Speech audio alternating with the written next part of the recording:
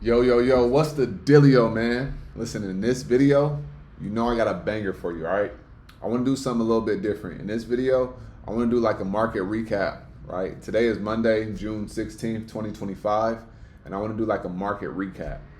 I feel like there's some stuff going on in the market right now, and so I think that this week is very important because we gotta we gotta understand what's going on in the market, right? We can't be sitting here thinking that everything just about to go up, and we can't be thinking that everything just about to go down. We gotta take a strategic approach to everything and understand what's going on, right? So we're gonna do a market recap. We're gonna recap the SPY and a couple other stocks. All right. So everything is green right now, but we haven't had anything coming in about the Middle East has calmed down, right? So check this out. So where we at? So this morning, I mean, just now the market just closed, right? So it says the Dow closes 300 points higher on cooling oil and hopes that Israel-Iran conflict will be contained. Okay. So some key things to understand just in this title alone, right? It says in hopes. Okay, hopes. All right. Now I want you to understand if if Iran or Israel attack one another, the hope goes out the window, right? Hope goes out the window. So all this was today was a pump. They're trying to keep things copacetic. They're trying to keep things cool in whatever way, whatever narrative they gotta talk about. That's what they're gonna do, right? So that way people could continue to think that the market is continuously going up. Now, the technical analysis tells me something different. You see what I'm saying? The technical analysis tells me something different. So because the technical analysis tells me something different, I'm kind of just chilling right now. I'm kind of just holding on, right? So when you look at these headlines, you got to really pay attention. Don't just take it for face value and be like, oh, okay, perfect. All right. So with that being said, let's think about what happened in the market today. I'm looking at this watch list right now. The whole market is flipped from last Friday to today. The market is flipped. Everything is green on my watch list, right? Everything is green on the watch list. If we go to the watch list right now, right? I'm gonna show y'all something. Check this out. Okay, here we go.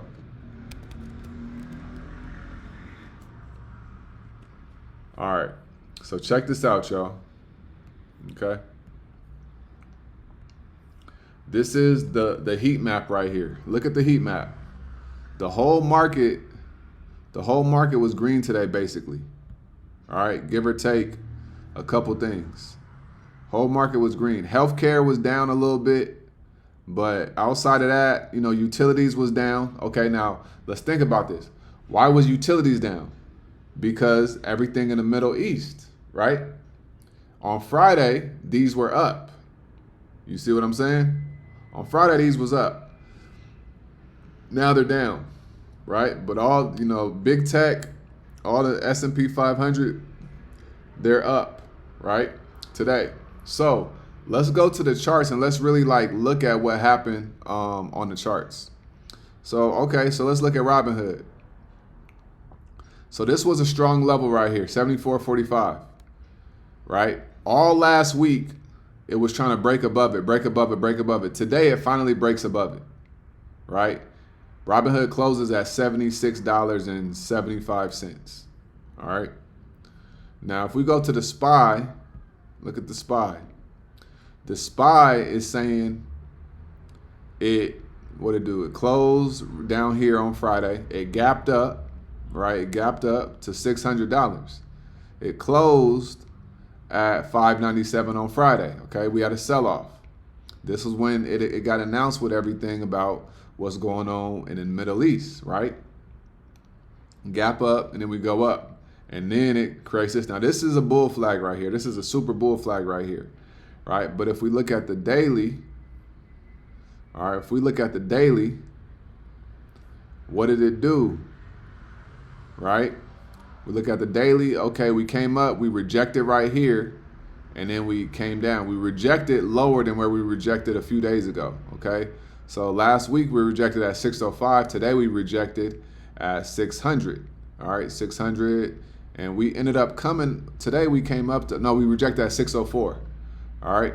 And then we rejected at 605 last week, right? So we came up and then we came down and it created a bull flag, right? But like I say, if you look at the weekly, okay, this looks like a double top, right? Big move to the upside, came down, came up, created another top, could be coming down, right? So this lets me know that something is going on and we could see a pretty big drop on the SPY, right? And if the SPY comes down, a lot of the market is going to be coming down with it, right? Because the SPY is the market. So when I'm looking at the daily time frame and the weekly time frame, I'm like, we should be coming down sometime soon, right? That's the SPY. Now let's look at the oil stocks, okay? Because this is important to understand. So let's look at Chevron, right? If we look at Chevron today, well, it just closed today. It's the weekly, but on the daily, look where it closed at. It closed today on a dragonfly right there, right above that 200 EMA. So it basically hovered around the 200 EMA all day, came down some, pulled back, and then boom, right? But then we go back to the 30-minute, and let's see what happened, right? So it gapped down, right? Or it was opened up flat, and then it tried to push up, it couldn't, and then it came down, right? Came down right here, and then look, boom, it recovered, okay? So it came down and it recovered. So if everything was done in the Middle East, we would start to see these this stock coming down further. But it came down and then it actually ended up coming up, right? And if we go look at crude oil, let's go look at crude oil real quick. Crude oil, the price of crude oil came down today, right? Came down overnight, right? This was last night, Sunday night, came down. And then what happened? Boom. Bounced off that 200 EMA and boom, came up to 71. So this is crude oil. So if we see crude oil coming up higher, then Chevron and XOM is going to be coming up as well, right? So let's go back here. Chevron. All right. So boom, right? So Chevron came down, came back up. Now let's go to ExxonMobil. Right? ExxonMobil. Now look what ExxonMobil did. I think that this is very interesting. Right? Look what it did. It's on a 30-minute. Let's go to the 5. I mean the 15. Well, shit, we could go to the 5 too. Look at the 5. All right. Opened up flat. Well, opened up basically flat, right? Closed right here, opened up right there, came up, came down, right? Now look what it did all day. Boom, boom, boom, boom, boom, boom, boom, boom, right? So all it did all day was it bounced off of this support level. Okay? It just kept bouncing off of this support level right here. All right, these are oil stocks. And then at the end of the day, look what happened. It was at 111.80 and then it shot up to about $1. All right, 112.65. Right? So if everything was okay in the Middle East, then this stock would be coming down. Right? And if you look at the daily time frame, look, this is a bullish engulfing right here. So we could be coming up to fill this gap right here. All right. But this is a bullish engulfing right there. Right. Because this candle was engulfing this candle right here. Right. So that's what ExxonMobil. Now look at gold. It's another one I'm paying attention to. Right. So you look at gold. So we've had some highs, lows, right? Boom, boom, boom, boom, boom, right? Now, the thing about gold is, so we do have a gap right here. So it could potentially come back to 308.51, right? And then look what it always does, though. Gold will bounce off of that 21 EMA. My red line is my 21 EMA. Gold will bounce off that 21 EMA and then go up, right? And then it'll come back down. It bounced off this 50 EMA and then it went up. Came down to the 21 EMA and then it bounced up and it went up. Came back down to the 21 EMA, bounced up and it went up. Right, so it's coming down now, it could potentially come down to this 21 EMA right here and then bounce up and then go to the upside, right? Now, the way that gold will go to the upside is if there's a lot of uncertainty in the market, in the economy, and if things continue to happen, once again, in the Middle East, and we start to see the market crash, then what's going to happen? Gold going to go to the upside as well. You see what I'm saying? Interesting thing about gold is it's like an inverse hedge, right? When the stock market is doing well, gold is going to be down. When the stock market is not doing well, gold is going to be up. So we see that gold just had a pullback, right? So it was at 317 and then it dropped and now it's at 311. That's $5, right? If let's just say that FOMC on Wednesday doesn't go well and the market starts to sell off, what's going to start to go up? Gold going to start to go up. We're going to see gold gap up. And when you look at the charts, gold is always gapping up and gapping down, right? Gold is always gapping up and gapping. Look at all these gaps, right? If you zoom in to the chart, look, gap up, right? Gap down a little bit, okay? Gapped up right there, gap down right here, gap down right here, right? Gapped up right here, gapped up right here, gap down right here, okay? Gap down right here, gapped up right there, gapped up right there, bearish engulfing, gap down. You see what I'm saying? So gold is always gapping up and gapping down. Always. So some days you'll have gold, will have a nice run. That is only if we get a lot of news intraday. But a lot of the news happens when the market isn't open. And that's why gold always gaps up and it gaps down. Because the news that comes out that moves the market, it'll come out after the market open. I mean, before the market opens or after it closes, and that will drive the stock up or down. And then that will create these gaps in these charts, right? So it's important to understand what's really going on, right? Look at Lockheed Martin, okay? Today, look what happened. It came and filled this gap. So look, Lockheed gapped down last week, right? So it went from 475 to 464, right? So it gapped down, and then it came up, entered into the gap. Then what did it do on Friday? It gapped up. So on Friday, it gapped up, right? It had a crazy day on Friday. And then look what happened today, right? It came down, right? Right here. And then what happened all day? It sold off from 41 all the way here. So it came back and refilled this gap right here. You see what I'm saying? If we go to the chart, all right, we go to the chart. Look, all day. Okay, all day. It closed right here. It gapped down and then it sold off some more. All right, closed right here at 486. Opened up at 481 and it just been selling off all day. And it went all the way to 467. You see what I'm saying? So that is what's going on. That's what's going on. So they say that the stock market closed 300 points higher, right? They say it's up $568. Now, if we look at this, let's look at it. If it closed at 596 and it opened at 600, right?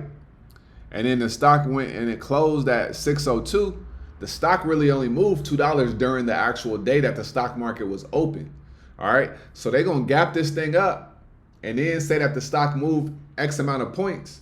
But they talking about from last session to this session. They're not talking about the day. They're talking about where did it open and close at, right? From the previous day. So you got to understand they try to make these things sound like certain things, but that's not always the case. All right. Because if a stock gaps up by $10 and then the stock closes $1 higher, they going to say that the stock was up $11 on the day. But that's not always a clear picture of what's really going on here. Okay, so I could talk about all these stocks all day, right? Look at Google. That's another one as well. Okay, created a double bottom right here, right? It pushed up. If we go to the 15-minute, right? Google right here, right? I hit Google today. It pushed up, right? Tried to break above here, came down, made that second bottom right there, bounced from here, and then it went up, right?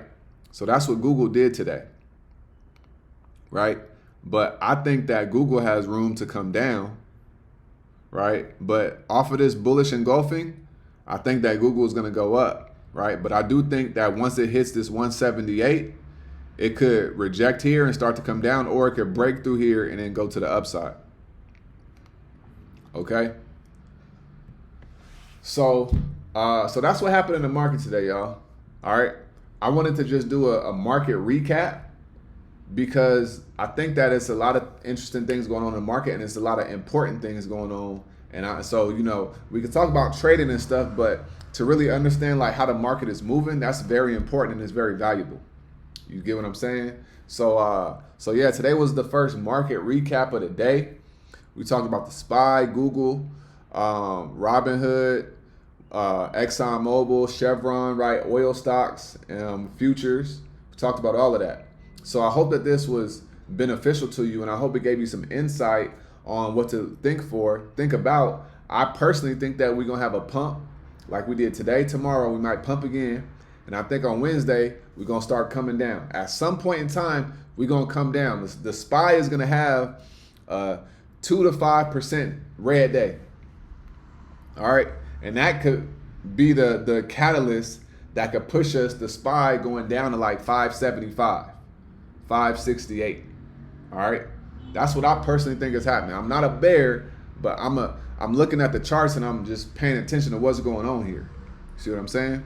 So yeah, y'all. I hope that was helpful. I hope it made sense. All right.